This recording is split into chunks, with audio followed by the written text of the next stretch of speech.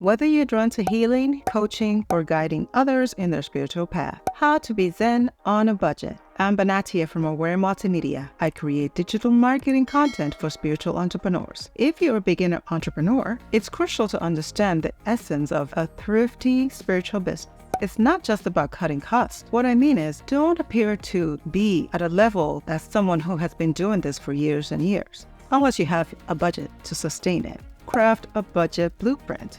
Find alternative funding and mindful spending strategies to keep your cost to a minimum. It's about mindfulness and gratitude. Branding isn't just about logos and catchy taglines, even though you do need those things. Share your stories authentically and let your brand narrative resonate with your audience. Nurturing client relationships and operational efficiencies are the two most important aspects of any business. It's not just about delivering a service. It's about building a relationship. You have a relationship with literally everything and anything that comes within your sphere. Prioritize genuine connections over transactions. Offer value beyond services. You can watch this video on how to build a loyal customers, or you can read the full article in the description box below. Streamlined operations doesn't mean cutting corners. It means optimizing every aspect of your business. It's about doing more for less.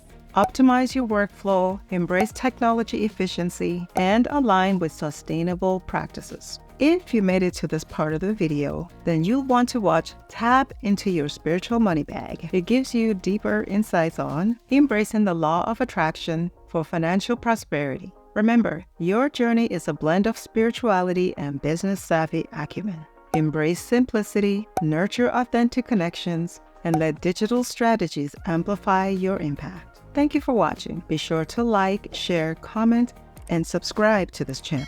Remember the notification bell. Thank you, and I'll see you in the next video.